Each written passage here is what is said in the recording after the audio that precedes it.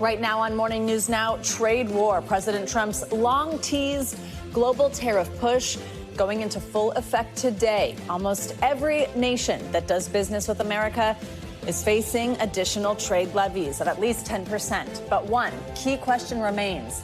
How and when will it all impact Americans' wallets? We've got reaction from both Main Street and Wall Street alike this morning.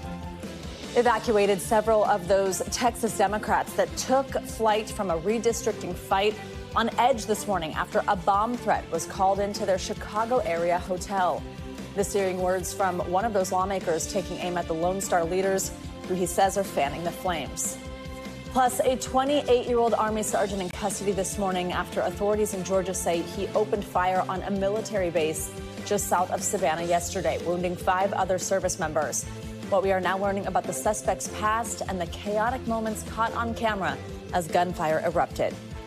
And later in the hour, the first-class upgrades touching down at some major airports across the country that are giving travelers a welcome taste of the high life if they are willing to pay up. Some interesting amenities. I just want them to make security lines to go faster. That's my first priority. Good morning. That would be a perk. Good to have you with us. I'm Joe Fryer. And I'm Savannah Sellers. Thanks for starting your day with us. We are going to begin our show with President Trump's global trade tariffs, which are now in place after they came into effect overnight. Almost every U.S. trading partner is waking up this morning to tariffs of at least 10%. With the average rate at more than 17%. And that is the highest it's been since the Great Depression back in 1935. Brazil is among the countries facing the highest tariffs at 50%. That's the same amount set to be slapped on India by the end of the month. The president doubled its levy because India buys Russian oil. Other big trading partners like China and Mexico remain in limbo amid ongoing talks. The new tariffs are threatening to upend the global economy and could mean higher prices on a wide range of everyday goods. Here to talk about all this, NBC News business and data correspondent Brian Chung. Brian, good to have you with us. So overall, just what do we think is going to be the impact on the global economy? It seems like we have some certainty with what the tariffs are going to be, but we also don't know if there'll be retaliation too. Right? Yeah, and look, I think the first kind of thought that a lot of people are having, or I thought that this was back and forth. I thought they were on and off. Why should we take today any more seriously than the past few months of headlines over tariffs? Well, it's because even after negotiation with a number of these countries, there are still tariff rates that were signed and basically agreed to by other countries that are substantially higher now than they were on January 20th. So when you talk about a country like Vietnam, for example, that 20% rate is something that was essentially agreed to by both countries. We haven't really seen that much paperwork, but again, that's a big reason why we need to take these rates seriously. For some countries where there haven't necessarily been negotiations yet, like Brazil at a 50% rate, that could threaten to make your coffee in the morning a lot more expensive because so much of the coffee we get here in the United States comes from Brazil. It'll be months before consumers feel that, because just because the tariffs are in effect today doesn't necessarily mean that tomorrow those prices are going to go up by 50% right off the bat. But make no mistake, if these are prolonged and there aren't further negotiations to take the temperature down on some of these tariffs, consumers will start to feel the pinch in only a matter of months. Yeah, so let's talk about kind of how people will feel that. What might it be? And we've talked for so long, right? Like, should I be buying a car? Should I be buying some of these electronics? Like, what types of things might consumers start to feel more expensive and when? Yeah, well, again, I think just to underscore the point, there's not necessarily any reason to think that just because these tariffs are in effect today, that everything that you buy at the store is going to get more expensive or the price tag is going to inflate by 20, 35%, 50% right off the bat. But these are the categories of the things that could get potentially more expensive. I talk about coffee. I talk about orange juice. A lot of that comes from Brazil. You look at bananas, seafood, chocolate. Those come from a lot of the trading partners that are impacted by the dozens of countries that saw tariff rates go higher as of midnight today. Large appliances that come in from Asia, that could get more expensive. You think about a country like Japan as well as South Korea. Again, they ink these so-called deals with the United States, but there are still double-digit tariff rates that could get more expensive. These are the types of things that if the tariffs stay into effect, let's say for 3 to 6 months, that's when you could start to see the impact. And if you're doing the math, it's what, August right now? That could mean closer to the holidays is actually when some of those tariffs will start to bite. But again, we're talking about things that come off of a ship after midnight tonight. So things that are already on the store shelves today, they're not going to be impacted. They're already here in the U.S. They weren't tariffed at those rates. And the tariff threats aren't over yet. Yesterday, we talked about pharmaceuticals. Now the president is threatening 100% tariffs on semiconductors if companies don't build them in America. He talked about that during an event yesterday with Tim Cook of Apple. Tell us more about that. Yeah, well, look, when we talk about India, for example, and I'll bring this back to the point of pharmaceuticals and semiconductors in a second, but India, they doubled the tariff rate yesterday from 25 to 50%. Their major exports coming from India into the United States are pharmaceuticals and also phones. Now, I want to point out that those products for the time being are exempt from that higher tariff, which would kick into effect later on this month. But that's because the president and the Commerce Department are doing this separate review of industry-specific tariffs on semiconductor products as well as with pharmaceuticals. Pharmaceuticals as high as 250%. That would make drug costs a lot more expensive for Americans, especially when you consider how much comes in from the European Union as well. On the smartphones and on the semiconductors bit, for right now, again, there is an exemption. And the president did suggest in the Oval Office next to Tim Cook, the CEO of Apple, that they would exempt semiconductor production from companies that are producing in the United States from those tariffs. That could impact the likes of Samsung and also a Taiwan Semiconductor because they do produce domestically in the United States. So actually, a lot of those semiconductor companies would likely be exempt even if the president were to follow through on a 100% tariff. Brian, quickly tell us how markets are reacting to this. Yeah, well, markets right now, I mean, they expected this to happen, so it's not necessarily any crazy movement that we've seen. But again, we'll see what happens when markets open at 9:30. Stock markets tend to do, a lot of crazy things sometimes over the course of especially a lot of these tariff headlines. Brian Chung, you are our human flowchart here, helping us keep track of everything. We appreciate it. Thank you, Brian. NBC News senior White House correspondent Gabe Gutierrez joins us on this now. Gabe, good to have you with us. So walk us through what we heard about this meeting. This is questions over the Jeffrey Epstein files here, continuing to dog the Trump administration this morning. NBC News actually understands that several administration officials were expected to gather at Vice President J.D. Vance's residence last night to discuss the Epstein issue. Tell us what we know about what happened.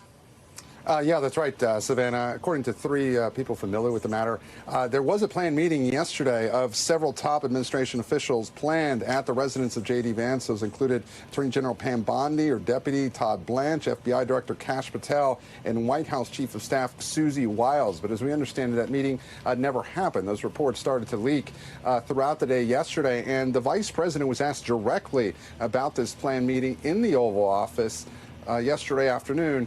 Here's what he said. It's completely fake news. We're not meeting to talk about the Epstein situation, and I think the reporter who reported it needs to get better sources.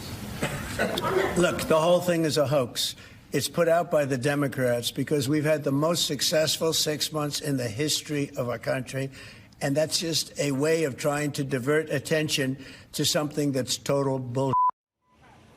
President not mincing words there. Now, the family of the late Virginia Giuffre, one of the most prominent accusers of Jeffrey Epstein, sharply criticized the planned gathering, saying that missing from this group is any survivor of Epstein's vicious crimes. But again, as we understand it, the meeting did not take place after those reports leaked out. Savannah. All right. Of course, right-wing media has also been shining a huge light on this. We also understand the administration has been considering making public the transcript of Ghislaine Maxwell's recent interview with Deputy Attorney General Todd Blanche. She is, of course, the convicted former accomplice of Epstein who was recently moved to a minimum security federal prison.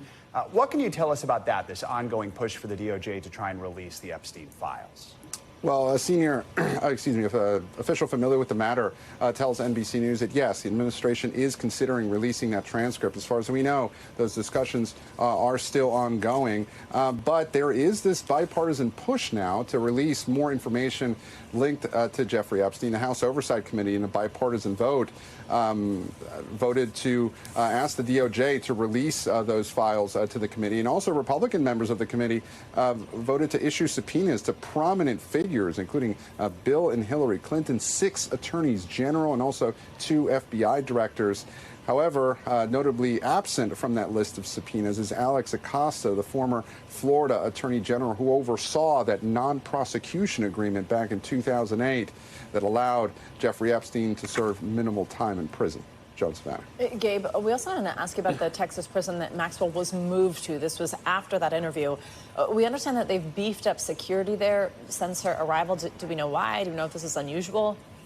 According to sources familiar with the matter, yes, it is unusual, and a senior law enforcement official does confirm that security at that prison camp in Central Texas has been beefed up. We understand that there are law enforcement officials now checking IDs and waving people in at the entrance of the prison camp. And yes, again, it is unusual, but it is unclear if Maxwell received any direct threats, so we don't know exactly why that security was beefed up, Joan Savannah. All right, Gabe Gutierrez, thank you so much. The political face-off between Texas lawmakers is escalating, with Democrats who fled the state now facing new threats. Dozens of Democratic leaders were forced to evacuate a hotel near Chicago yesterday because of a bomb threat. Those lawmakers walked out of a special session 4 days ago, delaying Republican plans to try and redraw congressional maps in their favor. NBC News correspondent Ryan Chandler reports. A bomb threat at a Chicago area hotel forcing Texas Democrats to evacuate. We were awakened to an alarm going off in the hotel around 7:30 over the loudspeaker saying there's been a bomb threat made on this hotel. Please evacuate immediately. Representative John Busey is one of dozens of Democratic lawmakers staying there after leaving Texas to stall a Republican plan to redraw congressional districts. Police say 400 people were evacuated from the hotel as they scoured for an explosive device, but none was found. Authorities have not yet reported the source of the threat, but Busey blames the heated political rhetoric surrounding their protest. Are you concerned for your safety? We don't take the rhetoric of Ken Paxton and Greg Abbott lightly.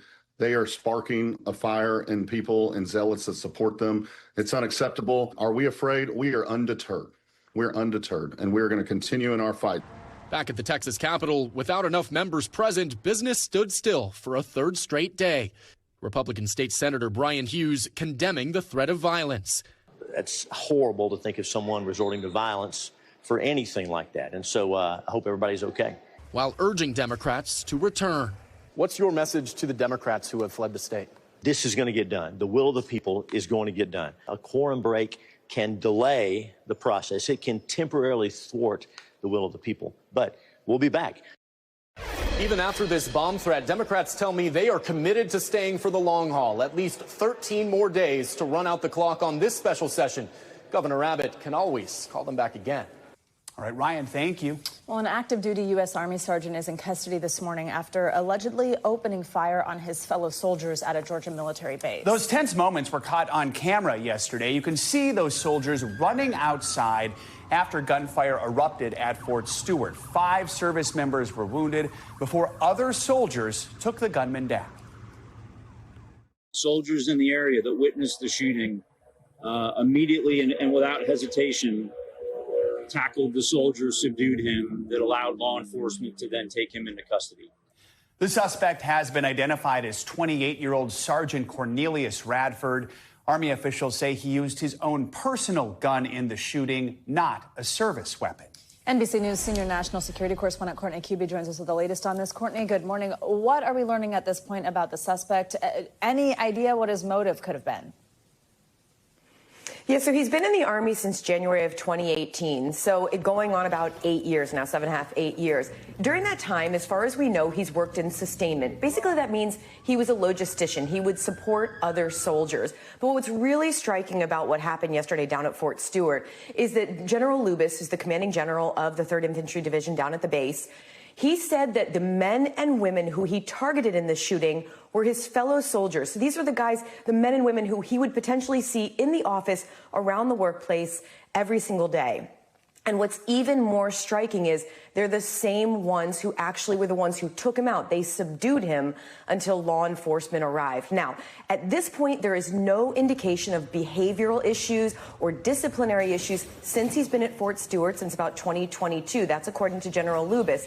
But that's one of the things they're looking into. He has no combat deployments. But notably, after this shooting occurred, his command found out that he had recently been arrested for a DUI and not notified his command. Guys, that would be pretty standard for a sergeant in the Army to let his chain of command know that he had had some sort of a law enforcement issue, even if it was in his civilian capacity. Of course, Courtney, this attack happened on a military base. That changes how things move forward. What does that mean for the investigation and eventually the prosecution? Yeah, and not just that it happened on the base, but we're talking about an active duty U.S. soldier as the perpetrator here and 5 victims who are all also U.S. soldiers. That means that most likely this is going to end up in a uniform court of military justice. It's going to be tried in a military court. He will face charges in the military, and then he will likely be held throughout his time in a military prison. Now, here's the one caveat to that. There is civilian law enforcement, including the FBI, who are engaged in this investigation here. That could change the calculus, but at this point, officials believe he will stay in the military justice system throughout this process. Courtney, also, what's the status of those 5 soldiers who were shot? Yes, so 2 of them ended up with slightly more extensive and severe injuries. They had to be sent to a civilian hospital up towards Savannah, Georgia, about 40 minutes away. But all 5 of them are in stable condition. The other 3 were treated on the base hospital. That's Wynn Army Community Medical Center. But we've been assured, initially it wasn't quite clear, the people who had to be moved off base to the civilian hospital. That generally means that they had more extensive injuries that the local hospital just couldn't handle. But we've been assured that all 5 of them are in stable condition, and officials believe that they will all survive. All right, Courtney, thank you. United Airlines travelers should brace for the possibility of delays today after a technical issue grounded flights yesterday. The outage impacted major airport hubs, including Newark, Chicago, Houston, and San Francisco. The airline says the system is back up and running, but many travelers may still feel the ripple effects today. Transportation Secretary Sean Duffy said in a statement that the issue was specific to United's operations and is unrelated to the broader air traffic control system. The website FlightAware says that more than 1,000 United flights were delayed and nearly 200 were canceled Wednesday. It was not clear whether those delays included the ground-stopped flights. The FAA says that it is staying in close contact with United and offering support to help clear the backlog. Well, all week long, extreme weather has impacted most parts of the country, and that trend continued Wednesday. In the South, 2 people were killed when their car was washed away by fast-moving floodwaters. And thick smoke from wildfires burning out west and up in Canada. It made the air unhealthy to breathe in more than a dozen states. NBC News correspondent Emily Aketa has the details. Smoke smothering skylines coast to coast as parts of more than a dozen states are facing another day of air quality alerts. It's like a constant fog almost, and it's just like doesn't go away. These hazy horizons are being fueled by wildfires raging in some cases hundreds of miles away. There's a lot more in my throat. You feel something's off? Oh yeah, definitely. Canada on track for its 2nd worst wildfire season on record, while hundreds in Southern California have been evacuated as firefighters navigate steep, rugged terrain.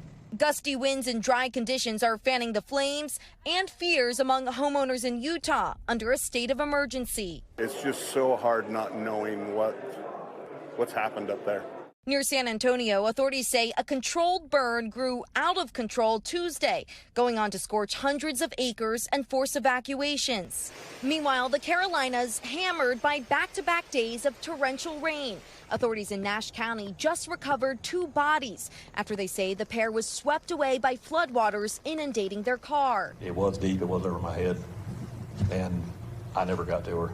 And in a week of wild weather, the Southwest suffering through blistering temps. Phoenix expected to reach a record 116 degrees, unbearable for those even familiar with the desert heat. Watch as first responders carry down this hiker from Camelback Mountain.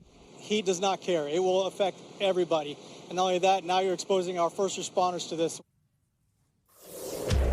Our thanks to Emily for that report. Let's bring in meteorologist Angie Lassman for more on what we can expect as summer's wild weather continues. Angie, good morning. What can you tell us about the air quality here in the Northeast? Hi, guys. Good morning. I do actually have good news when it comes to the Northeast. We're going to continue seeing these improved conditions through the day today. It doesn't mean that it's fully back to normal, but notice the alerts are no longer up for a good chunk of the country across the east. We're still going to look at the potential for a couple of spots having some issues close to the Great Lakes. We see some unhealthy areas for sensitive groups, and specifically out west. We've got more than 50 of these larger larger fires burning across this area of the country. And we've really got all the ingredients to continue to see that worsen or those fires spread or start through the day today. So here's what's going on. Wherever you see that brighter pink and even the orange, we're dealing with the fire weather watches, or specifically the pink are those red flag warnings. So that essentially means we've got elevated wind gusts, potentially up to 35 miles per hour or greater. And we've got low relative humidity values. So not a whole lot of moisture in the atmosphere. It's quite dry. We're talking as low as 5% in some of these areas. So Casper, Steamboat Springs, Durango, Richfield, all included in that across parts of the Rockies. On top of that, of course, it doesn't help that we've got all this heat to deal with, too, across some of those overlapping spots. So 37 million people under heat alerts this morning. We've got them stretched across parts of the plains and back towards the southwest, Phoenix, parts of Colorado, stretching again and as far south as Texas, all included in this. Temperatures today potentially reaching record highs, and tomorrow, too. You can see all the locations that we could potentially see some of those records falling. Phoenix, one of them, Denver, one of them, and you can, no surprise, really. We've got 99 degrees on tap for Denver later today, 117 for Phoenix. Much of that heat starts to spread up into parts of the Midwest and even close to the Great Lakes here as we get into tomorrow. So it's 90s for Minneapolis and Chicago, mid-90s for Kansas City, still quite warm across the Southwest and the Rockies. And then as we head into the weekend and into early next week, we're really going to start to see this heat spreading farther to the east. So we end up into the mid-80s as we kick off the weekend in New York City, upper 80s by the time Sunday rolls around, and then the 90s return. That goes for Cleveland, guys. We'll see kind of a similar story in Richmond, and then the mid-90s all the way through the weekend and next week in Memphis. Loving the weekend forecast here. Yeah. That's looking nice. Yeah, it is. Listen, the most important time of the week, if you ask me. Exactly. 100%. But back to the 90s we go, unfortunately. All right. Thanks, Angie. You got it. Much more to come here on this hour of Morning News Now. A little later, we're going to dig into why the NFL is now cracking down on one controversial sideline staple, and the top talent feeling more than a little salty about the new policy. But first, after the break, face-to-face, President Trump eyeing a one-on-one with Russia's Vladimir Putin over an elusive peace deal with Ukraine. But will President Zelensky be part of the conversation? We'll bring you the latest next. We're back with details on what could be a breakthrough in the push to end the war in Ukraine. President Trump is now eyeing his own face-to-face meeting with Vladimir Putin after top U.S. envoy Steve Witkoff sat down with the Russian president yesterday in Moscow. This morning, the Kremlin said that the meeting between the two leaders has been agreed to in principle and will happen in the coming days. NBC's chief international correspondent Keir Simmons is following these developments closely, joins us now with more. Keir, good morning. So President Trump wants the meeting. The Kremlin says it's going to happen. Just what more do we know? Do we have any idea when it could take place? Well, according to a White House official who spoke to NBC News yesterday and a top Kremlin aide this morning, Presidents Trump and Putin may meet in the coming days. And that Kremlin aide says the location has been agreed in principle. He said the Russian government is quite positive about the, quote, option of holding the meeting as soon as next week. Now, whether or not that is what comes to pass, the Kremlin aide himself did say, and you can imagine that there is a lot of preparation that needs to happen in order for it to happen. The Kremlin are clearly enthusiastic. It would be a win for President Putin to sit down with President Trump. He hasn't met with a U.S. leader since his invasion of Ukraine in early 2022. He hasn't met with President Trump for 6 years. It would help the Kremlin to try to appear less isolated. But that being said, President Zelensky describing this as showing that pressure on Russia is working. Keir, Ukrainian President Volodymyr Zelensky has constantly said that he needs to be part of any substantial peace talks. Is there any word if he will be involved or any reaction here from him? Well, it's a great question. So that Kremlin aide who I mentioned, crucially this morning, appears dismissive of a U.S. suggestion of a trilateral meeting between Presidents Trump, Putin and Zelensky. That White House official had told NBC News that Trump would want a meeting between Putin and the Ukrainian leader to discuss a ceasefire. President Zelensky has just released another statement in which he says Ukraine is not afraid of meetings and expects the same brave approach from the Russian side. Clearly an attempt to put pressure on President Putin to agree to a meeting with him. I will tell you that, this idea will emerge, of course, after Trump's envoy, Steve Witkoff, met with President Putin yesterday. At the same time, it did seem to catch a lot of European and White House officials by surprise, and whether or not the pieces of this will come together, the jigsaw will fit together, I think is a real question right now. I guess you could say, it's being planned, but I wouldn't want to stand here and say it's definitely going to happen. And here, this all comes as President Trump has threatened those economic sanctions on Russia. Do we know if this possible meeting could keep those sanctions from happening, at least for now? I think that the President Trump, is keeping his... You talk about a carrot and stick, right? The meeting is really a carrot for the Russians. The stick is that threat of sanctions. He is keeping those on the table. Just as an example, yesterday he announced an extra 25% tariffs on India, up to 50%, for buying cheap oil from Russia. I mean, that does risk the U.S. relationship with India, so it's not a small thing to do. And the deadline tomorrow that President Trump set for a ceasefire or sanctions against Russia, it's not clear that deadline still stands. But I think the threat still stands. All right. Keir Simmons, good to have you with us. Thank you, Keir. You bet. Well, now to Antarctica, where a risky mission brought 3 people to safety from a remote U.S. research base in extreme conditions. NBC News international correspondent Claudio Lavaga joins us with that and more world news in 60 seconds. Claudio, good morning.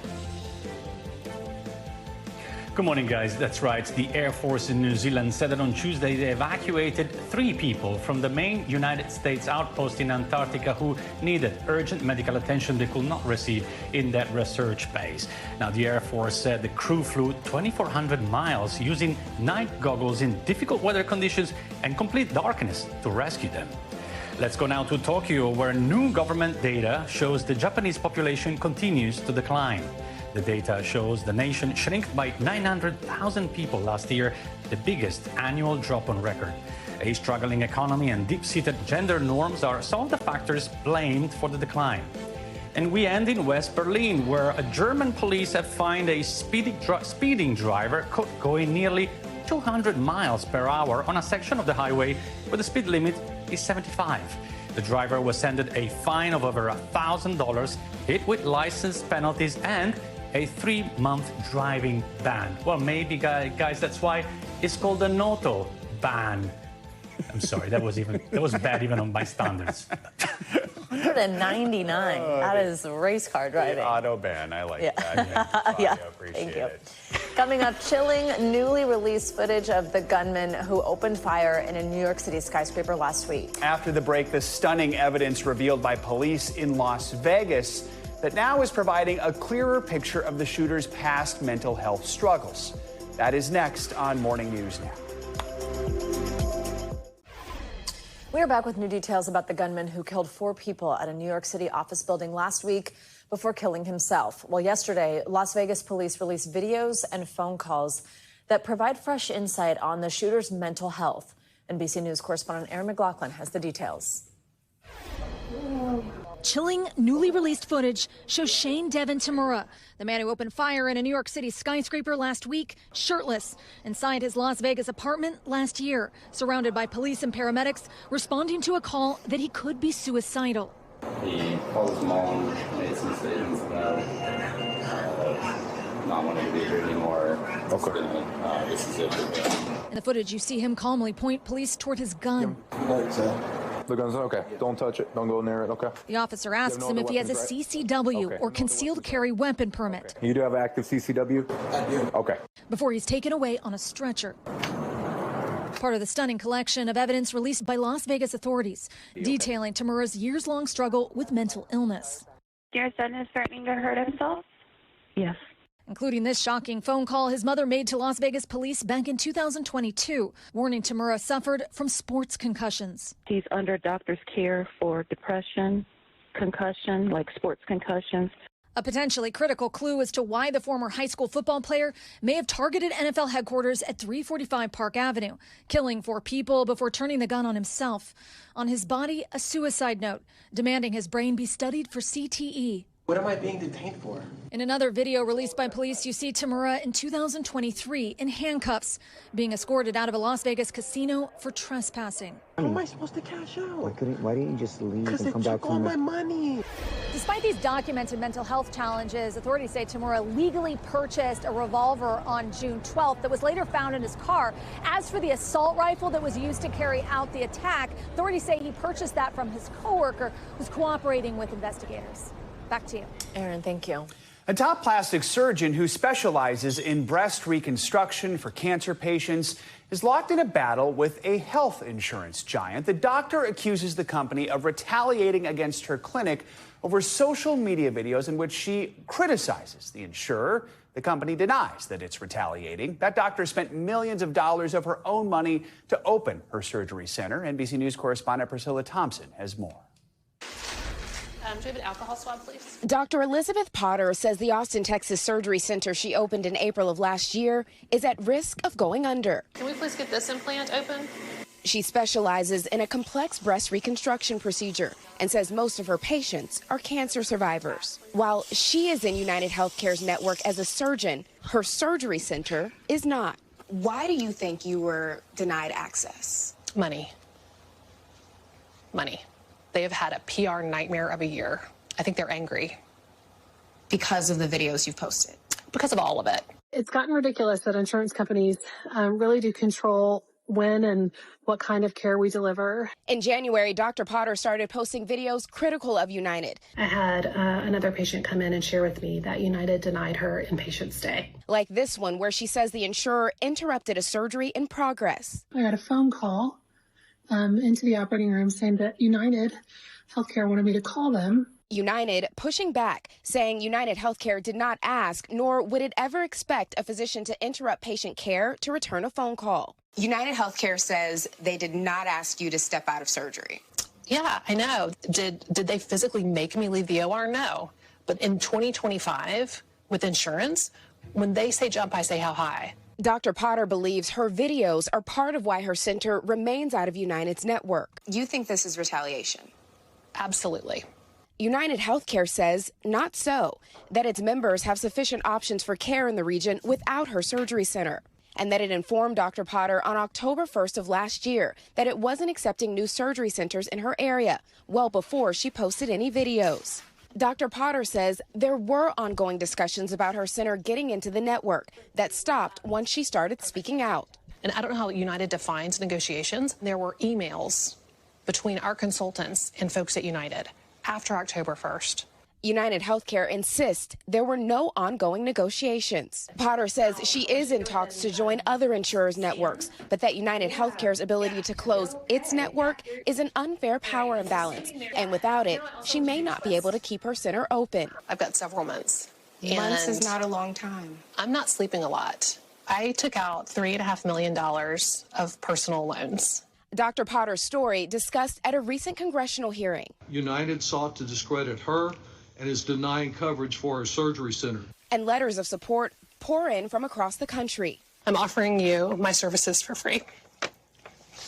I also clean toilets and could do anything administrative. I work for the low rate of free TO. Signed, big fan.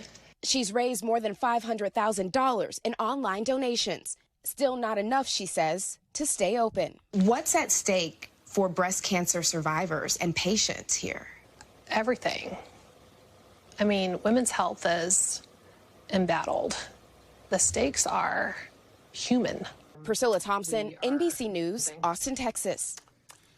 Coming up, it is a tiny pouch that packs a serious punch on the NFL sidelines. When we come back, why the league is now snuffing out those crack and sniff smelling salts and the star players who are making quite the stink over it all. That's next. Stay with us. We're back with trouble on the road for one of the world's top automakers. Looks like Toyota is tussling with tariffs. CNBC's Silvana Henao joins us with that and other money news. Hey, Silvana, good morning. Savannah. Joe, good morning to you. Yes, so Toyota reporting profit fell nearly 40% in the second quarter, and the Japanese automaker is cutting its forecast for the year largely because of President Trump's tariffs. Now, Toyota says the move is based on the assumption tariffs on exports would average more than 12% starting this month. Now, the world's top automaker by sales also makes vehicles in Mexico and Canada. The status of those exports is unclear because those countries are covered under the USMCA trade deal negotiated during President Trump's first term. Meanwhile, Instagram rolling out a new update, including some long-requested features. So the most notable, it's a location sharing tool for friends. So once you opt in, the map shares a user's last active location with chosen contacts, and it's similar to Snapchat's Snap Map, but without the emojis. Instagram is also introducing repost, which allows people to repost public reels and post from their feeds. And Hamilton is coming to a theater near you. Lin-Manuel Miranda, who created the hit Broadway musical, announcing on The Tonight Show this week the film version of the stage show will be released in theaters next month in honor of its 10th anniversary. Hamilton had previously streamed on Disney Plus in 2020.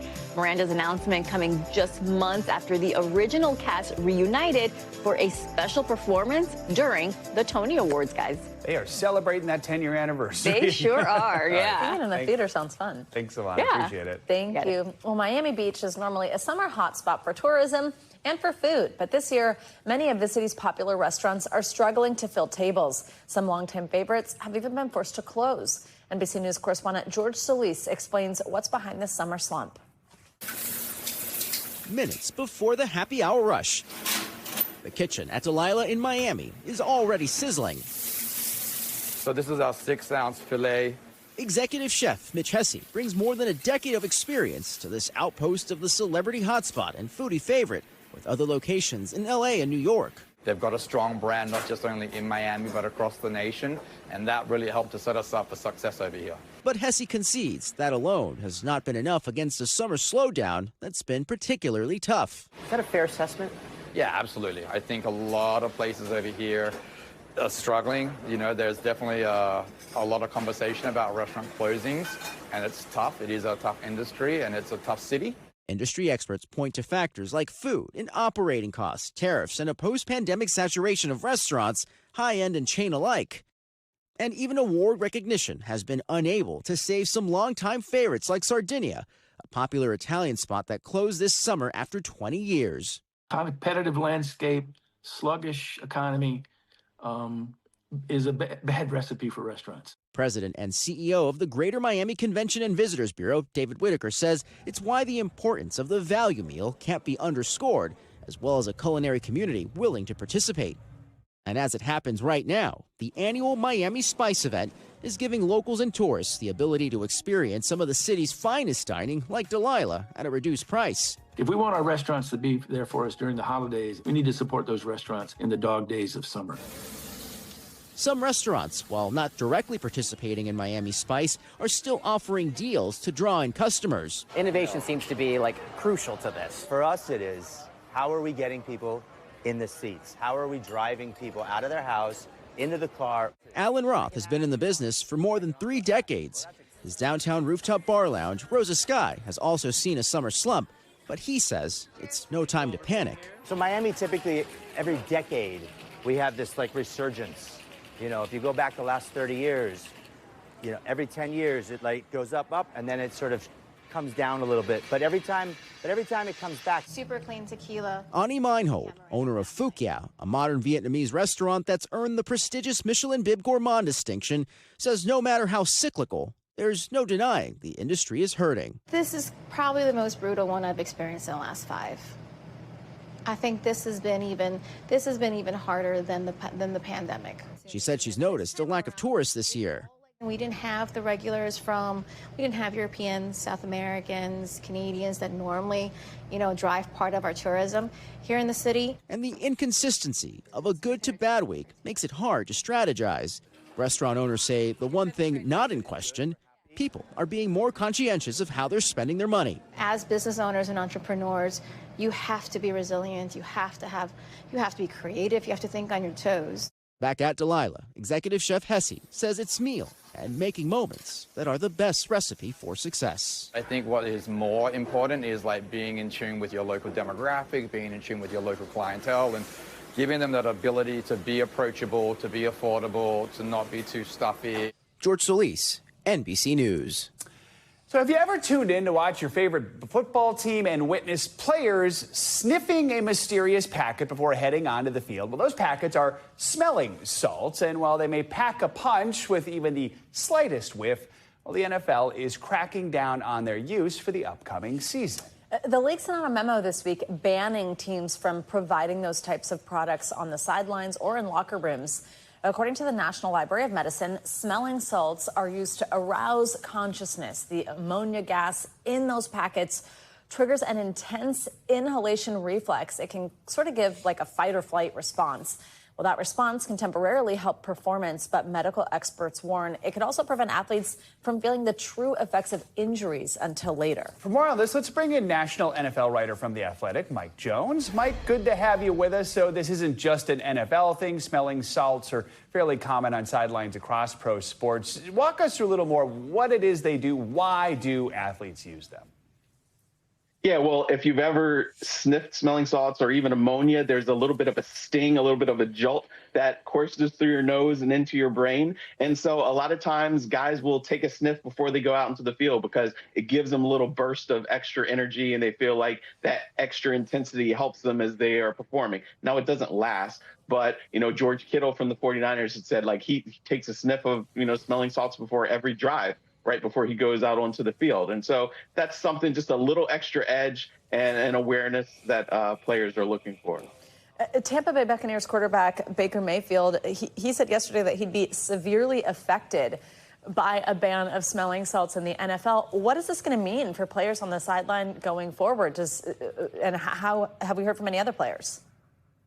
Yeah, well, I've talked to a number of them that say that, it's something that not everybody thinks of, but then once you see it, you're like, oh, maybe let me take a sniff. Now, sometimes in the old days, especially, a guy would get knocked out and he would be woozy and you take some smelling salts to kind of bring him back to. And that's what the NFL, the reason why they're saying, hey, we're not providing this anymore because of the injury liability reasons. But so, yeah, players can still use it. They're just going to have to bring their own supply if they want to continue to use them before they go on the field. Does it seem like players are willing to do that? Well, we'll see. Again, it's not a high percentage of players that use them from what I've been able to gather, texting with players the last, couple days. But if there are guys like George Kittle who said, man, I'm going to have to retire if I don't have these. Well, he's probably one of the guys who's going to get a little pouch and maybe stick some in his sock before he goes out of the locker room. So that way he's got his supply. But the doctors, the team trainers, they're not going to be supplying them anymore. There are these concerns the packets can actually mask more serious injuries, especially concussions. The NFL memo cited a warning from the FDA last year about, quote, the lack of evidence supporting the safety or efficacy of ammonia inhalants. So tell us more about why the NFL has decided to make this move now. What do we know about the potential dangers? Yeah, well, I know that the Health and Safety Committee has had this as a topic that has been under discussion for the last couple of years. Why it took this long is kind of a little bit surprising. But a good example of this is last year, Buffalo Bills quarterback Josh Allen was injured. He was taken into the observation tent. They learned that, hey, they should check him for some concussion symptoms. And then, 6 minutes later of actual real time, he was back in the game. But you saw him taking a whiff of the smelling salts. Well, there's concern that, okay, if a guy is suffering from a concussion and he's a little sluggish, and then you have this smelling salts and it gives him a jolt and he goes back out there, and then you're also subject to more, another injury, another concussion. So they don't want guys that are kind of, susceptible or vulnerable going out into the field because they feel better because of that temporary buzz from the smelling salts. Mike Jones, so interesting. Thank you so much. What a talker. It has been a hot and sweaty summer for many of us, and it turns out humans are not the only ones perspiring. Corn sweat is a big issue, so significant, in fact, it's affecting the weather. Reporter Ji-Yun Kim from our Kansas City affiliate explains. They would actually have beads of sweat on this if you were out here the right time of day. You might be thinking to yourself, what in the world is corn sweat? It's a biological process where, corn actually sweats because that's how corn breathes. All plants have to breathe. Water comes up through the roots, back out the pores, and up into the air. July, in the peak of summer, an acre of corn will transpire 3,000 to 4,000 gallons of water into the atmosphere per day. On a day last week, when humidity was at its peak, the corn was transpiring at its peak. Absolutely. 10 to 15 degrees hotter in the field, the corn's sweating, you're going to feel it. Corn sweat isn't anything new, but it is getting more attention this year because people are really feeling the humidity from the Gulf Stream and the above average rainfall. It's uncomfortable, but not all bad for agriculture.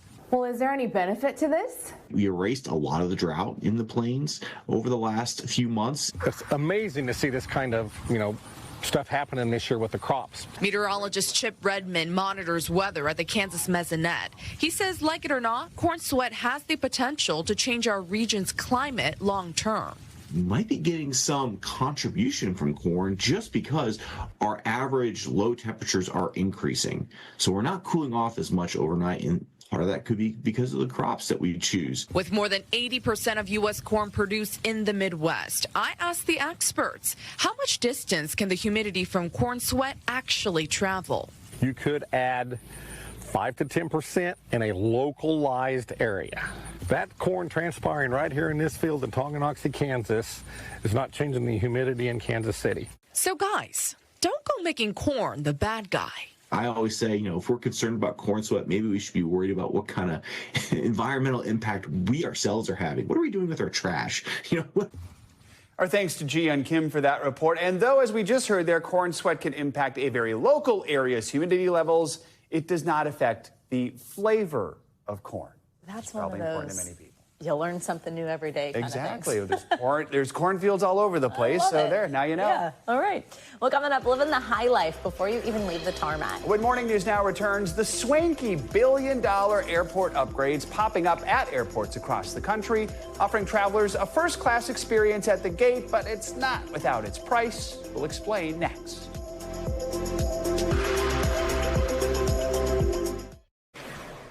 Welcome back. This weekend, we'll see a major milestone for Major League Baseball. The league is calling up a female umpire for the first time when the Miami Marlins take on the Atlanta Braves at Truist Park. Jen Powell is set to work the bases in Saturday's doubleheader, and then she'll be behind the plate calling balls and strikes on Sunday. Powell used to play on the USA Women's National Baseball team. She umpired for NCAA softball before getting a job in the MLB minor leagues. Then in 2024, she umpired big league spring training games. Baseball Commissioner Rob Manfred said in a statement, "This historic accomplishment in baseball is a reflection of Jen's hard work, dedication, and love of the game. It is about time. Congratulations to her." Finally this hour, some major airports are upping the ante to give passengers the VIP experience with billion-dollar upgrades. They're adding premium amenities like green spaces, spa services, bigger lounges, and exclusive dining options, all for an additional fee. Experts say airports are trying to accommodate a growing number of passengers. They also, though, recognize travelers, at least some of them, are willing to spend more money to feel special. NBC News contributor Harriet Baskus joins us now, covering travel and the arts. Harriet, good to have you with us. So one recent survey found more than half of travelers who take 2 or more trips in a year would actually be willing to purchase premium services to improve their time at the airport, which is often unpleasant. I know you spoke to a couple of experts for your reporting. What do they tell you about what's driving the demand for this elevated experience? Well, as we all know, travel is stressful. Airports are crowded, more and more crowded, especially in the summer. Things can go wrong and do. Last night, United canceled all their flights, and people just like to feel special. And if you can put some money towards making your trip a little nicer, then why not do it? So what are some of the airports that are making some of these VIP upgrades? Well, you've got airports that you don't even need to pay money because they're just beautiful now. You've got Portland Airport, Portland International, which is like walking into a forest. They've got a speakeasy, which you don't really need a special code to get in. You just have to ask somebody. And they have therapy llamas that will help you de-stress your trip there. But they've also got experiences, as you said, that will make it nicer cocktail lounges and things like that. You've got San Francisco, which is just getting better and better. And they've got 20 museum quality exhibits going on there at any one time. And again, more and nicer lounges. And then you've got Nashville Airport, which just opened a extension concourse. And that's like going to a boardwalk or a cocktail lounge. You could walk around with your drinks and there's like 20 live music stages there all the time. I love to see the creativity there. Yes. And the thing about the Portland, Oregon airport will always be the carpet there. If you've been to that Absolutely, airport, yes. They brought back some of that now. It is iconic. All right, so if someone is interested in getting access to one of these airport lounges, I mean, what are your options? How do you get in? Well, there's actually now lots of ways to get in. You can have a credit card that gets you into lounges, and those credit cards are getting more and more expensive, though. They've just upped some of the levels to get into those lounges. You can fly a certain level. You could be business class or first class. You can be, if you spend enough with the airline, they'll let you in. And sometimes you can buy a one-day pass. But again, lounges are getting, more people are buying those passes, more people are getting into those lounges with their credit cards. So it can be hard to get in, even if you want to pay to get in. Yeah, we only have a few seconds here, but is that part of the issue here? I look at the Delta Lounge at LaGuardia, which is beautiful, but crowded. Yes. So that's why it's nice to find the places outside the lounges to get in, but more and more are getting more crowded. And so some of them are making little satellite lounges, so you can just go in and get a little bit of the lounge experience and move on. But you can also buy like a concierge experience now. Clear just added something. You've got Sky Squad. You can go through that. Got it, Harriet. Or just look for the speakeasy. All right. Yes. Appreciate the story. Thank you so much. It's going to do it for this hour of Morning News Now. Stay with us, though. The news continues right now.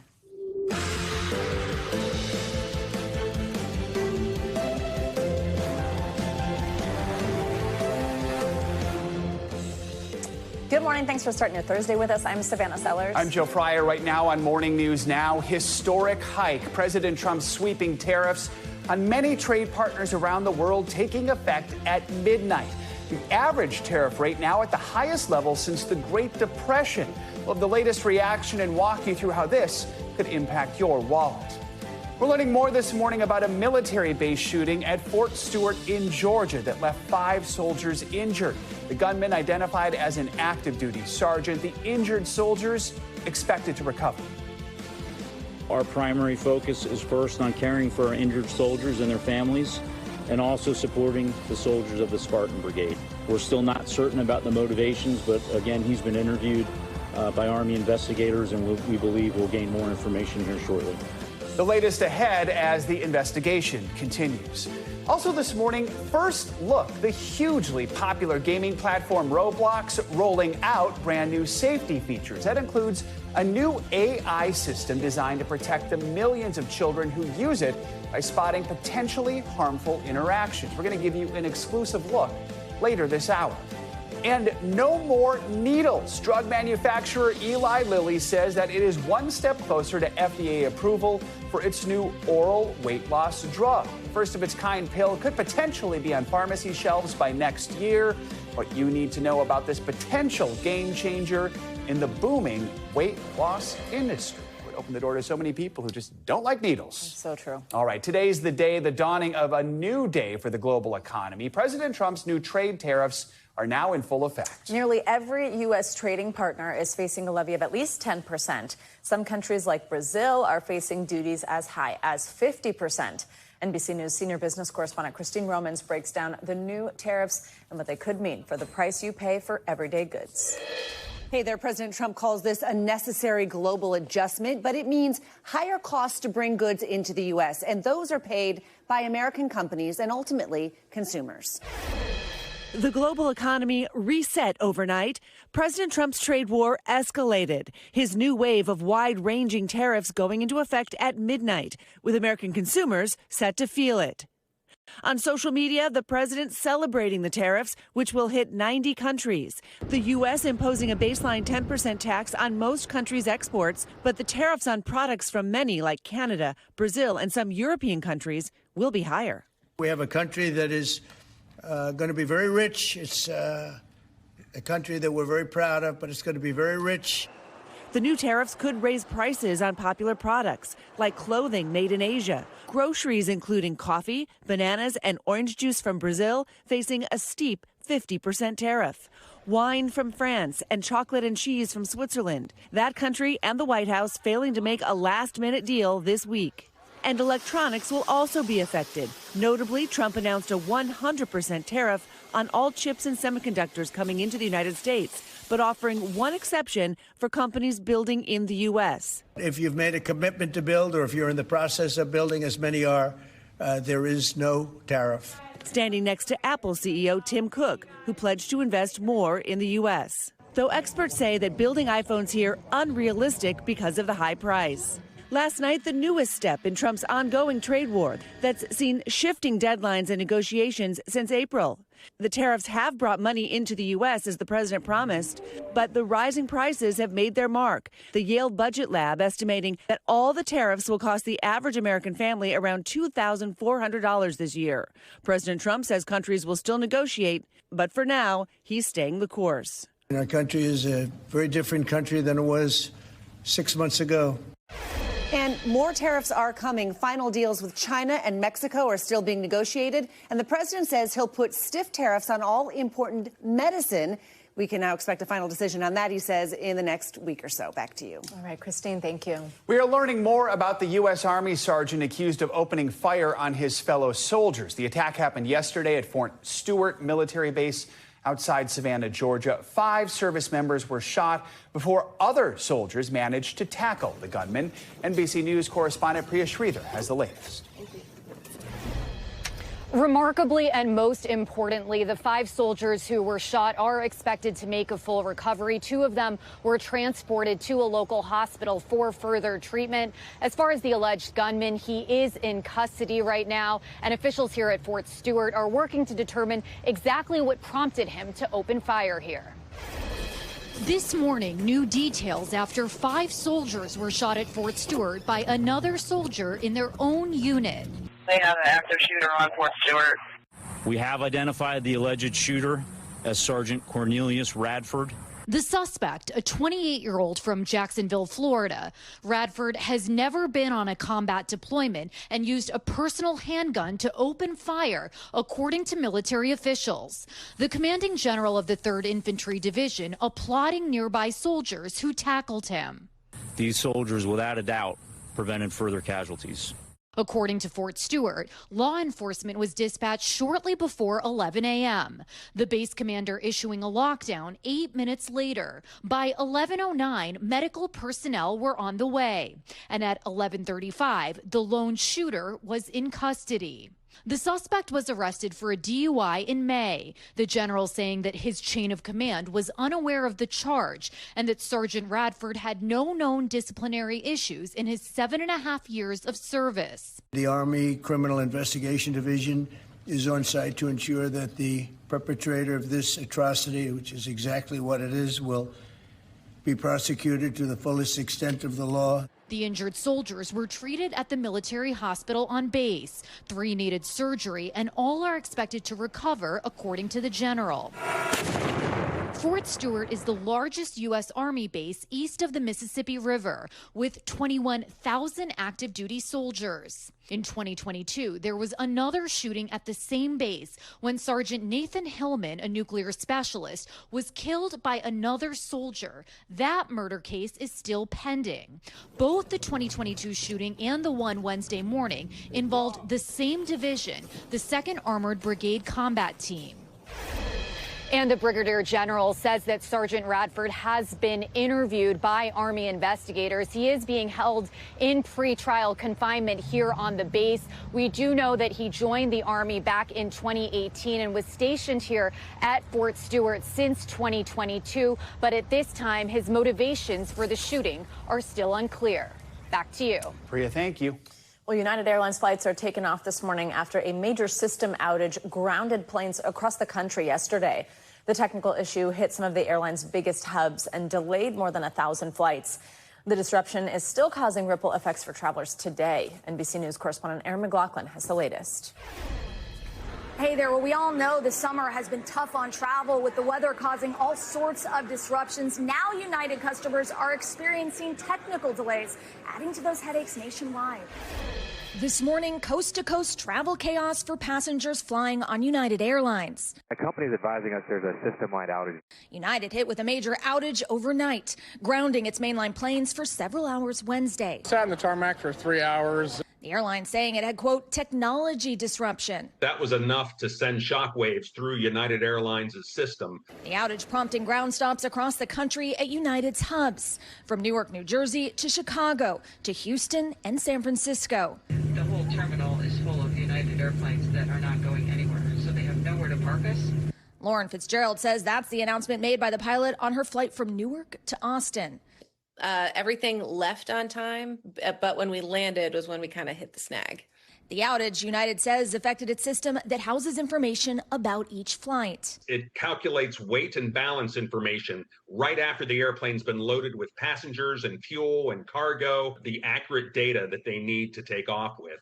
And if that doesn't happen, then those pilots can't take off. The ground stop is just the latest incident in a very hectic and hot summer travel season, as wild summer weather caused thousands of delays and cancellations in recent weeks. And the United outage comes just weeks after Alaska Air halted its fleet over a technical issue. United stops were lifted late Wednesday, and it says its team is working to restore operations. But experts say the ripple effects will be felt in flights throughout the day. Travel right now is a weird, scary game show where you don't really know how it's going to end. United is treating this as what's known as a controllable delay, meaning they'll reimburse passengers' expenses, things like hotels and flights. Meanwhile, yesterday, United experienced 35% delays. That's more than any other airline, and more delays are expected today. Back to you. All right, Aaron, thank you. The 2026 midterm elections still more than a year away, but voters are already voicing their frustrations, literally, about the current state of politics. They're showing up at town halls, some of them pretty explosive. NBC News Chief Capitol Hill correspondent Ryan Nobles has more on how lawmakers are responding to those. Ryan, good morning. Hey, Joe, good morning. And, you know, for the most part, members of Congress have really dialed back the number of town halls that they're hosting. But it seems that almost any time a lawmaker gets in front of a group of constituents, the crowd gets rowdy, with voters angry over issues from the Trump administration's budget cuts to the situation in the Middle East.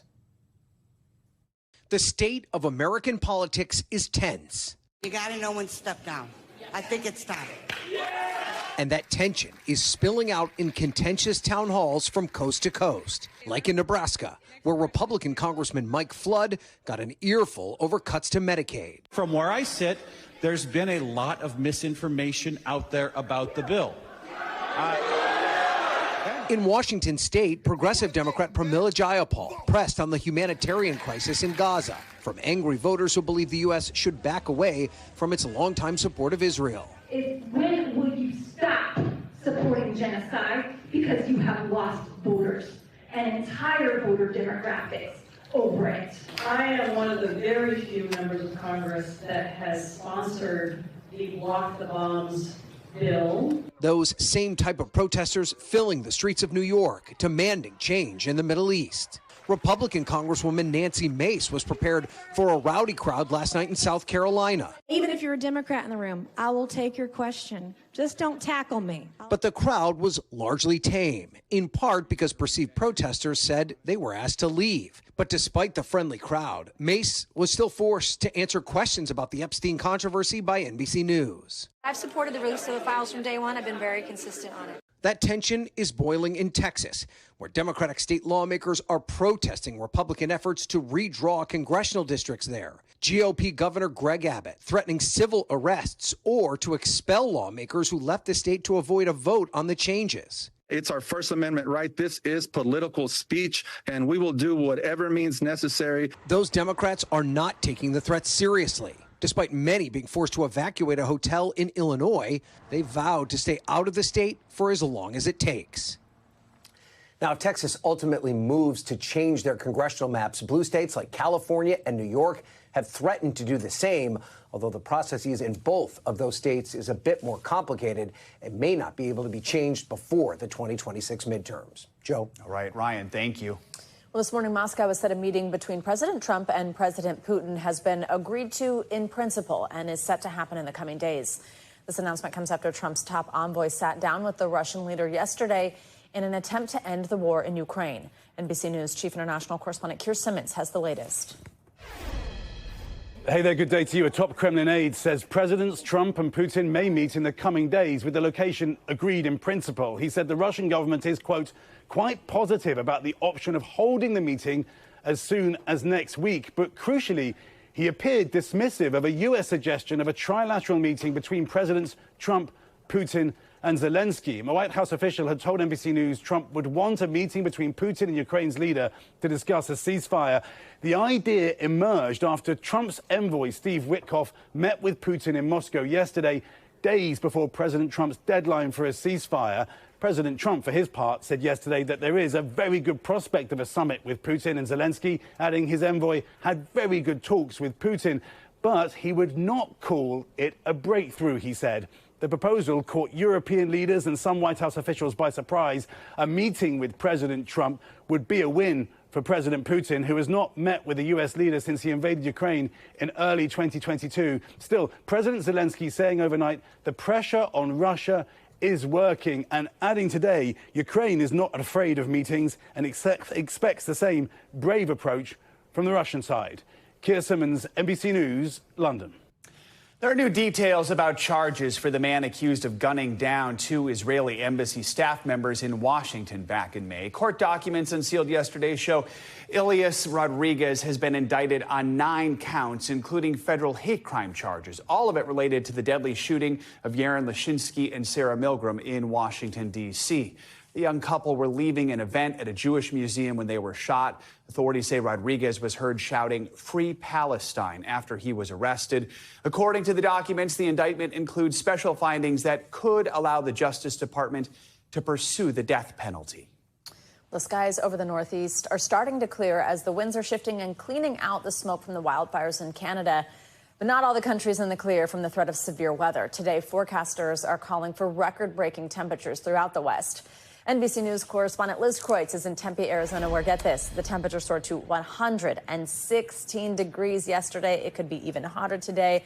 I bet it's already warm. Liz, good morning.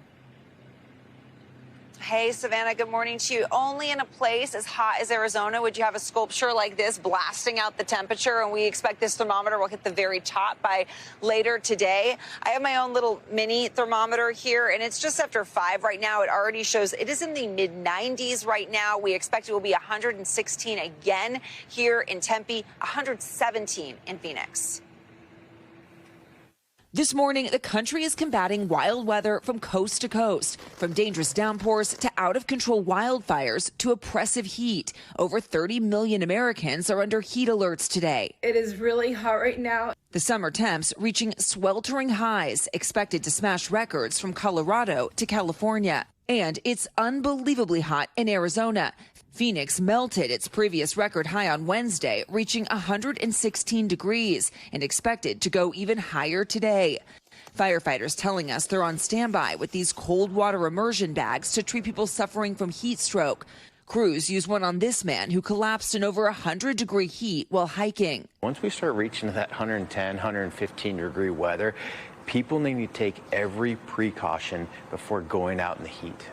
The relentless heat fueled red flag warnings and the potential for wildfires. Across the West, more than 40 large fires are actively burning, including this one in California that has charred more than 90,000 acres. Near the Grand Canyon, the 7th largest blaze in state history is still growing. While further east, rising water is the problem. In the Carolinas, another day of heavy rain and flash floods taking a fatal turn. Authorities in Nash County say 2 people were swept away and drowned after their car was trapped in high waters as the dangerous weather continues from coast to coast. Now, back here near Phoenix, temperatures could top 100 degrees by 10 a.m. Health officials say if you have to be outside, Drink a lot of water, stay hydrated, try to get as much as you can done as early in the day as possible, and take breaks every 45 minutes. Savannah. All right, Liz, thank you. Stay cool. More on the extreme weather. Let's take a look at your morning news now forecast. Angie Lastman's got the latest for us. Hey, Angie, good morning. Hi, guys. Good morning to you. Let's continue with exactly what Liz was just talking about. She gave some good tips for trying to beat the heat. And there's a whole lot of folks that are going to need to take those tips into consideration here as the day goes on. We've got 37 million people under heat alerts. Where you see the bright pink, that's a heat warning. So Phoenix, Tucson, Yuma, Grand Canyon, Palm Springs, all included in that. And those heat advisories extend across parts of the plains as well. Dallas, Oklahoma City included in those. Those are going to stay with us through today, and I wouldn't be surprised if they stick with us for tomorrow, too. We've got the potential to see some record-breaking highs over the next 2 days. You can see in some of these locations, we've got Denver, Colorado Springs, Roswell, El Paso, and, of course, Phoenix included in those potential record highs today. Here's where the temperatures land. It's the triple digits for Phoenix. 117 is what we're expecting for the high there. We've got high 90s in both Denver and Albuquerque, likely hitting a record high in Denver later this afternoon. Des Moines, you're going to see temperatures into the 90s, and then tomorrow, a little farther to the east, this heat works. 91 degrees in Chicago and Minneapolis, 96 for Kansas City, and still the triple digits across the Southwest. By the time the weekend gets underway, that heat slowly creeps farther to the east, and especially by the time we enter into the beginning of our next work week, we're going to see temperatures along the East Coast close, if not into the 90s. So heads up for another kind of summer-like pattern working its way to the east. The good news for the east is that we are really looking at improved air quality. It's not completely back to normal, but a whole lot better than it has been, especially across the Northeast. We're going to see that continue through the day today. But out west, we've still got plenty of fires burning. More than 50 of those large fires are active across this region right now. And we have red flag warnings and fire weather watches in effect across a good chunk of the Rockies today. Strong wind gusts over 35 miles per hour and that low humidity. This is, of course, as we know, ingredients that help start and spread those fires. So we'll be watching that closely through the day today. And as if that wasn't enough, we've got some activity in the Atlantic. So let's talk about it. We've got a tropical disturbance that's farther to the east, and then we have kind of an area of disturbed weather sitting off the coast of the eastern part of the United States. Now, we're likely going to see that be a slow kind of development, but the good news is it will stay off the coast, well off the East Coast here, all the way through Saturday morning. We're expecting it to maybe get its act together, maybe some subtropical or tropical development, but doesn't look to impact us a whole lot here moving forward. Then we've got another disturbance that we're watching that does have a pretty good chance of development. The conditions are going to be favorable. We'll probably see this become a tropical system. But for now, most of those models are keeping it well east of Bermuda, so we're not going to worry about that, but we will be watching it well into the middle of next week. Reminder, it's that time of year. Exactly. Jinx. Thanks, Angie. You got it. Much more to come here on Morning News Now. Later this hour, a potential game changer for the weight loss industry. One major manufacturer is one step closer to getting an oral pill approved by the FDA. Details ahead. When we come back, the Department of Homeland Security facing questions after federal agents used a rental truck to conduct an immigration raid in L.A. You're watching Morning News Now.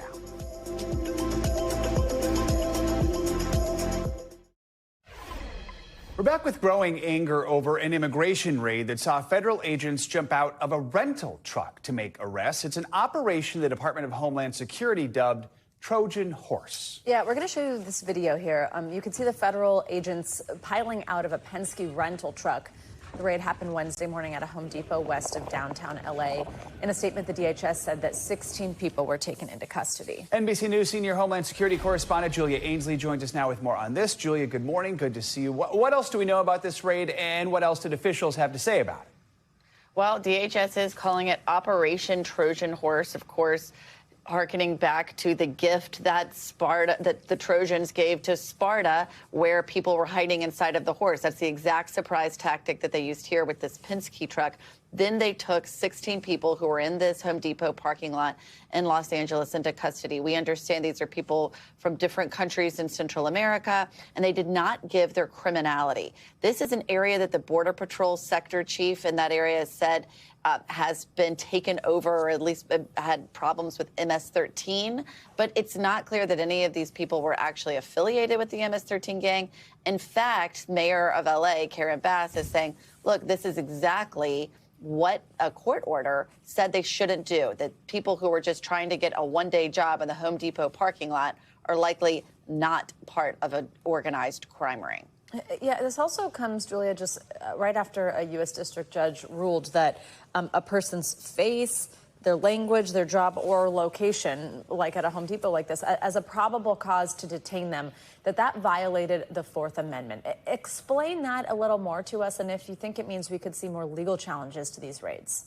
I think that's exactly what it means, and that's what the mayor of LA is alluding to. And she's actually going to have the city attorney take a look at what happened here and the judge's order blocking that kind of arrest and see if it is in violation. Now, of course, that order came in response to the over 1 month operation of raids across the city of Los Angeles that had died down in recent weeks, where we would see sweeps. This is after Stephen Miller told ICE officials they should be going to places like Home Depot parking lots to do mass sweeps, saying forget about trying to find the criminals, go find any immigrants that you can take into custody. And in some cases, they would find out the people they were arresting were even U.S. citizens. So this is something the judge said they couldn't do anymore. They needed to go back to the traditional ICE practice where they have targets, people who they're going after who they know are in violation of immigration law, not making wide sweeps of places like this. This Trojan horse style of operation, is it a tactic we expect to see more of across the country?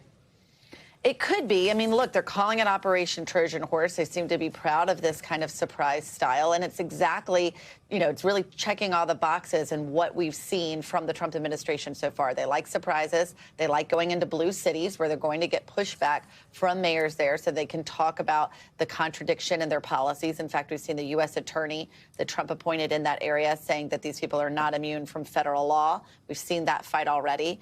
And we've seen that sweeps that often do cause public pushback. And so it's a question of, will this be a trigger in L.A. going forward? But certainly something DHS isn't shying away from. They haven't apologized, and they certainly haven't said that it might toe the line on that court order. Julia, what sort of pushback are you expecting from officials or even just like people in L.A. protesting over these videos? Well, first, I thought it was interesting that we actually heard from the Penske company saying that they are going to look at this and that they don't want their trucks to be used in operations like this. Then, of course, you have the strong pushback from the mayor of L.A. Here's the Trojan horse comment from Penske saying the company was not made aware that its trucks would be used in today's operation. It did not authorize this. Penske will reach out to DHS and reinforce its policy to avoid improper use of its vehicles in the future. You can see how things like this can be a branding issue for companies like Penske. You also have legally challenges where you're going to have the city attorney of L.A. looking at whether or not that's a violation of the previous court order. And yes, look, L.A., the protests we've seen there have been the largest of any city and the most prolonged of any city across the country. The mayor had to put in curfews there just last month. We'll see if this is enough to trigger protests again. But it's certainly something that is catching the eye of Los Angeles, people in Los Angeles quickly after they did have a few weeks of relative quiet in that area, Savannah. All right. Thanks, Julia. Appreciate your reporting. Coming up, an exclusive look at new measures to protect kids on one of the world's biggest gaming platforms. When we come back, we'll be talking to Roblox's chief safety officer about a new AI tool designed to spot harmful interactions. You're watching Morning News Now.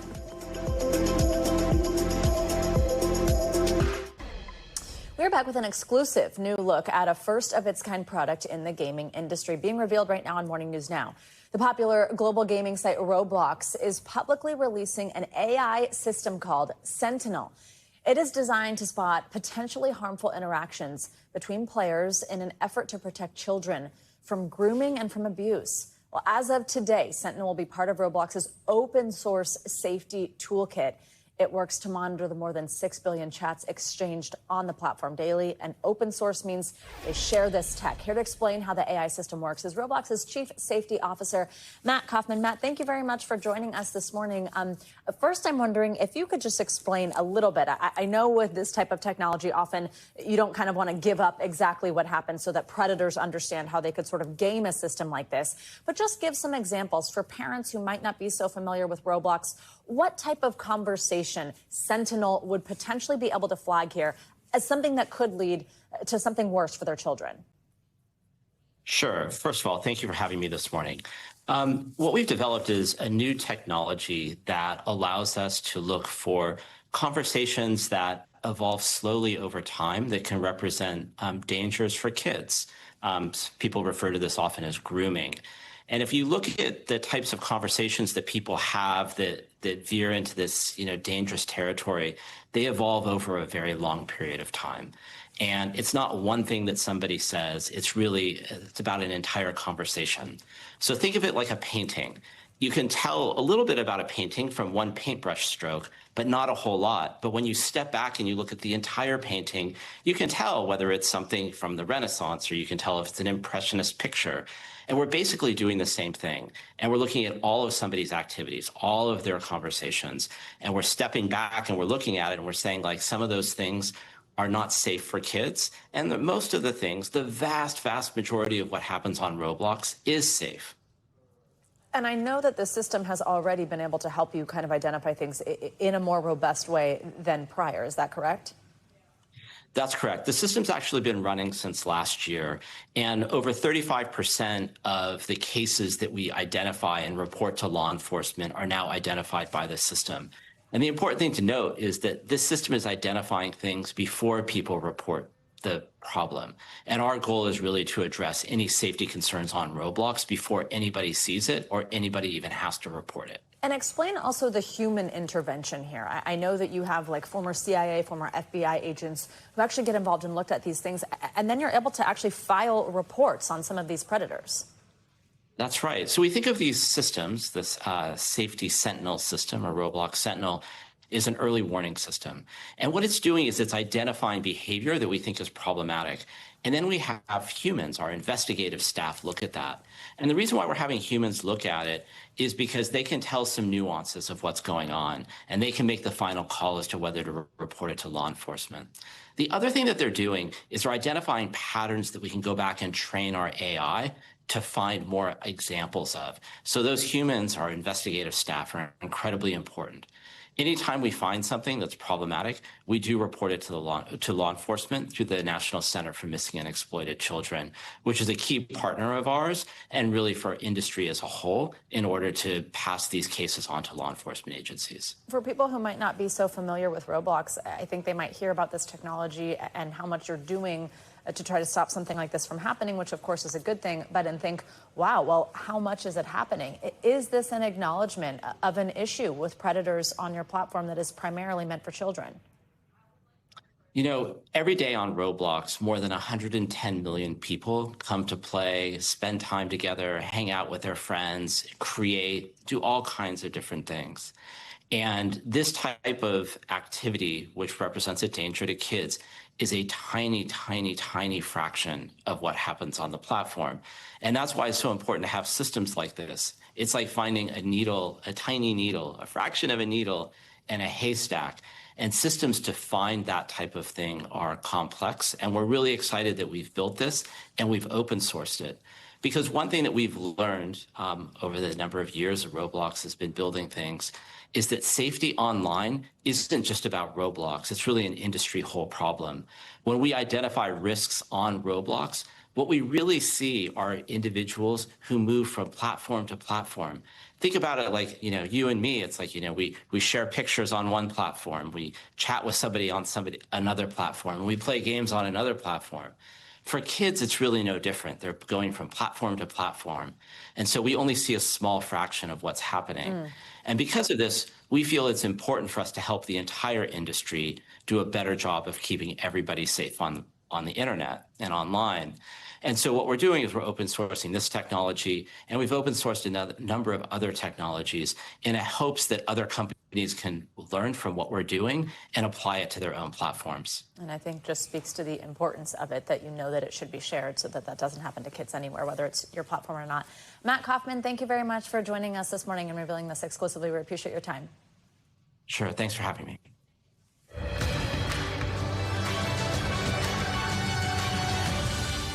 Time to take a closer look at what's making news in the world of politics this morning, starting with a bomb threat affecting those Texas Democratic lawmakers who left the state. Joining us now, NBC News politics reporter Megan Leibowitz. Megan, good morning. Hey, Joe and Savannah, good morning. Let's start with the ongoing Texas redistricting fight. Now, Texas Democratic lawmakers who are staying in Illinois faced a pretty scary moment yesterday.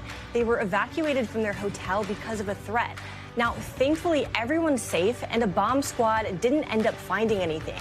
3 of those lawmakers weighed in with a statement saying that they were, quote, undeterred and unintimidated. Let's move next to vaccine funding. Earlier this week, HHS Secretary Robert F. Kennedy Jr. announced that the administration was cutting nearly $500 million worth of mRNA vaccine development contracts. Now, that didn't sit well with Jerome Adams. He was a Surgeon General during President Trump's first term. Take a look at what he had to say on X. He said, quote, I've tried to be objective and non-alarmist in response to current HHS actions, but quite frankly, this move is going to cost lives. Finally, I know it feels like we just got out of election season, but midterm season is coming up, and another Republican just jumped into the race for Tennessee governor. That's Senator Marsha Blackburn. She'll face off against Republican Congressman John Rose in the primary. Now, that seat's going to be open because the current governor is term limited. And if Senator Blackburn wins, she'd be Tennessee's first female governor. And that's a look at what is making politics news this morning. Guys? All right, Megan, thank you so much. In Florida, a woman is under arrest this morning after police say she was posing as a nurse treating thousands of patients at a Palm Coast hospital, even though she had no license. NBC News correspondent Marissa Parra is in Miami with the details. Marissa, good morning.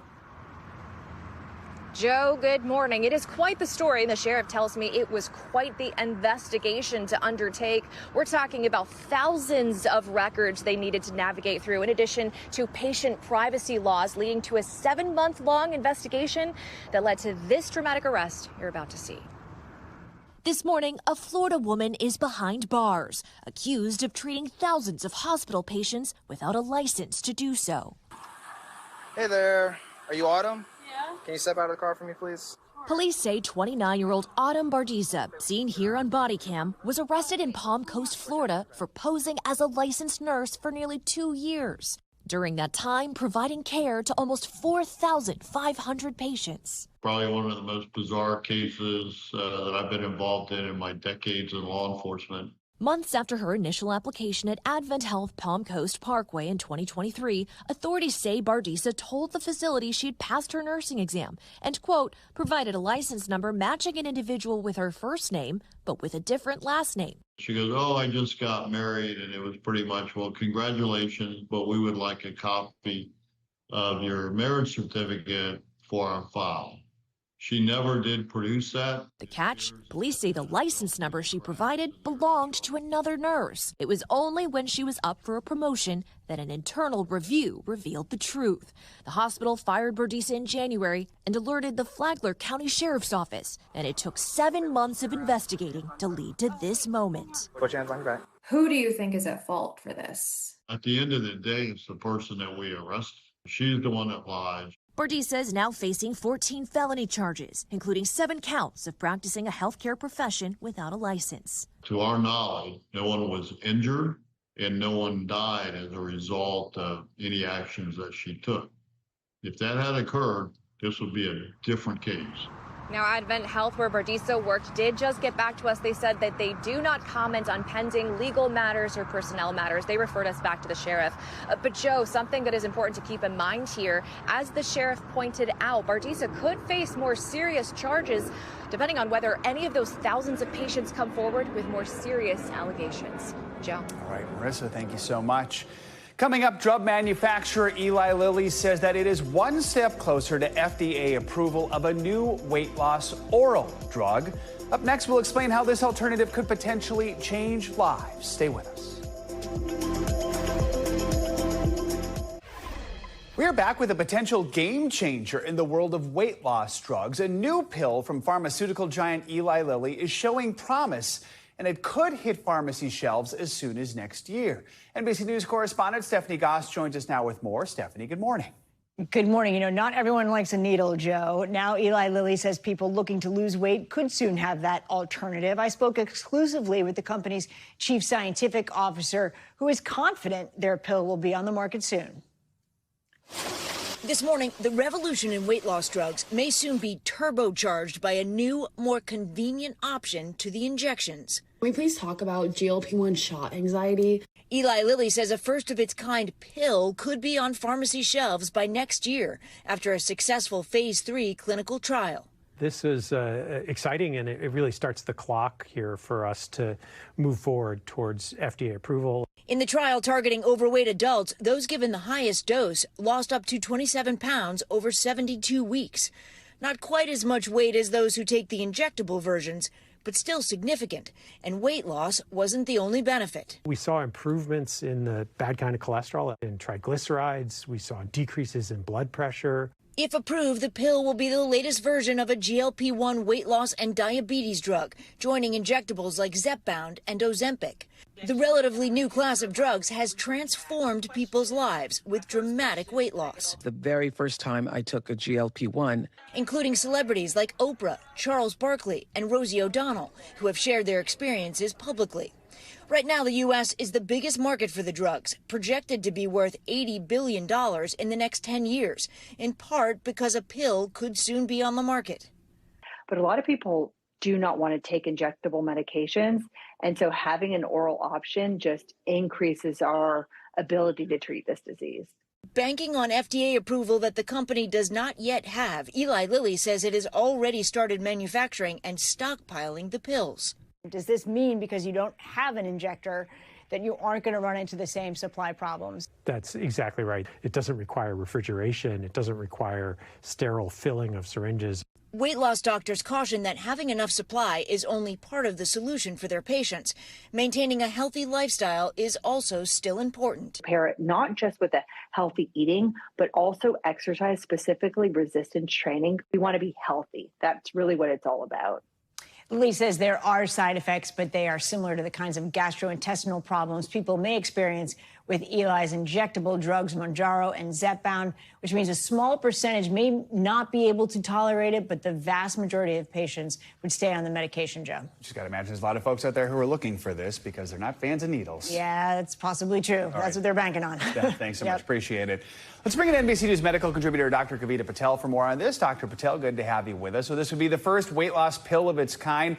How big of a deal is this for the weight loss industry? Will the pill basically do the same thing that the injectables do?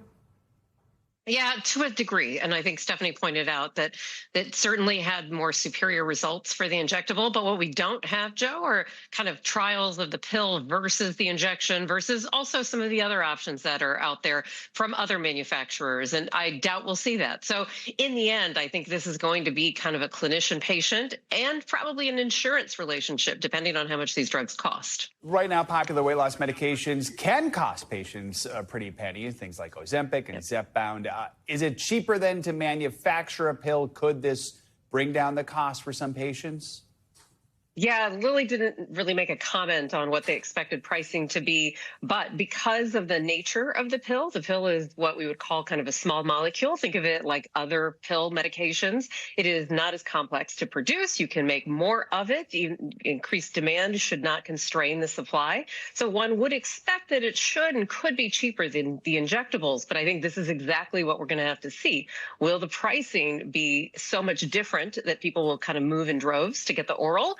Or will they still find that the injectable indeed reigns supreme and that people are willing to do what they're doing now, where they're paying the cash out of pocket? But I think, as you heard Stephanie say, there's so many more people that don't have access. So the oral pill should open up more access. Stephanie mentioned some of the side effects, which can be a concern with these medications. Any sense of whether people might be able to tolerate the pill better than the shots? Yeah, so far, and keep in mind that the results we saw have kind of only been released in the press release. We're waiting for a scientific meeting in September, Joe, to get the full results, which I think will have even some of these nuances. But there was about a 10% discontinuation rate, largely due to symptoms. That's in line, actually, with some of the other injectables and some of the other medications for weight loss. However, I think that those are on high doses.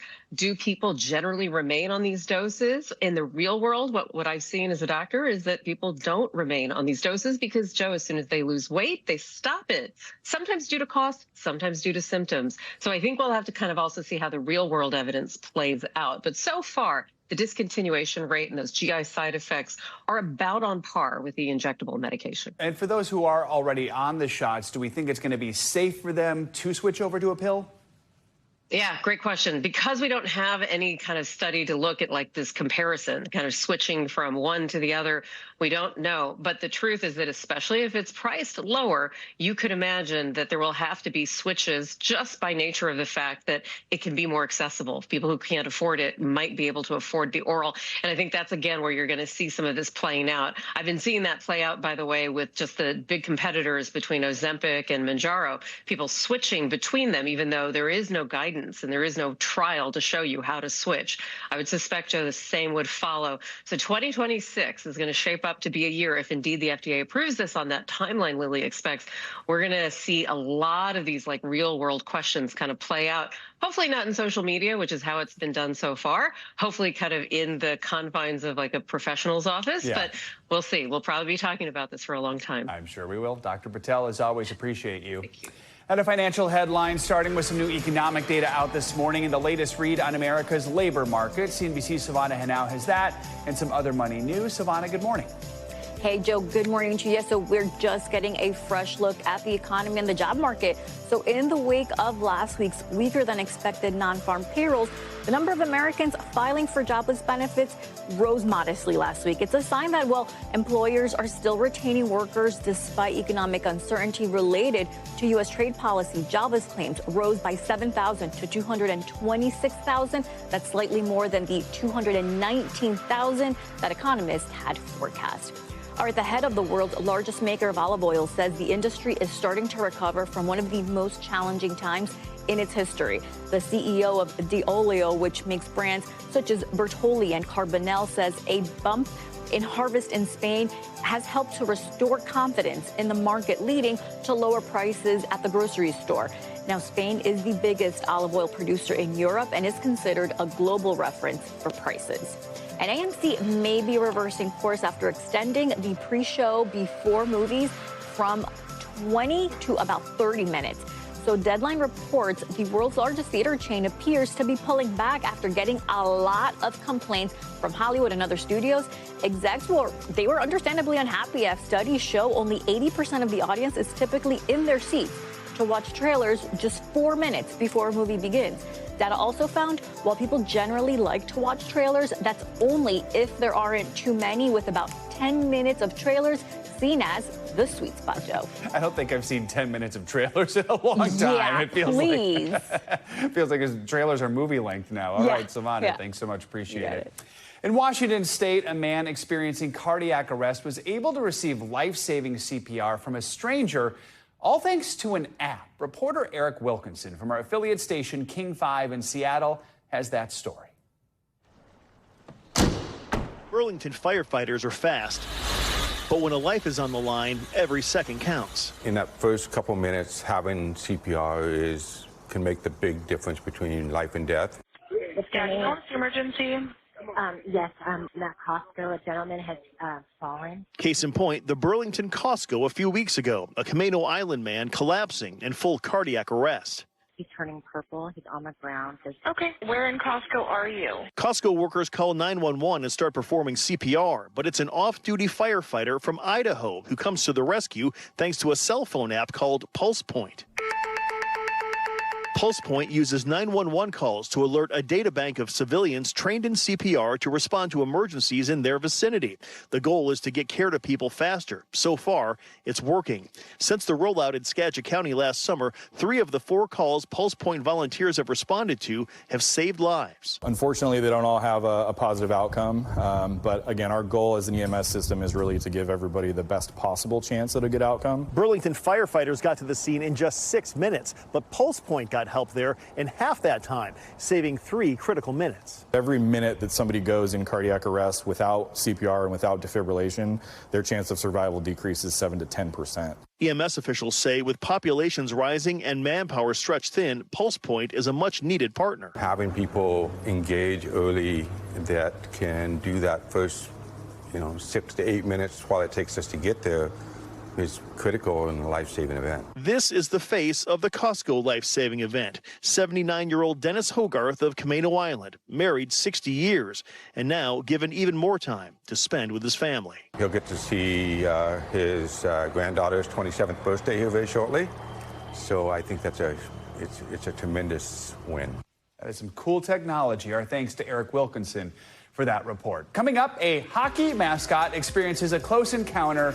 It was all caught on camera. Up next, a promotional shoot for the Seattle Kraken interrupted by an unwanted guest. We'll tell you who or what it was right after this.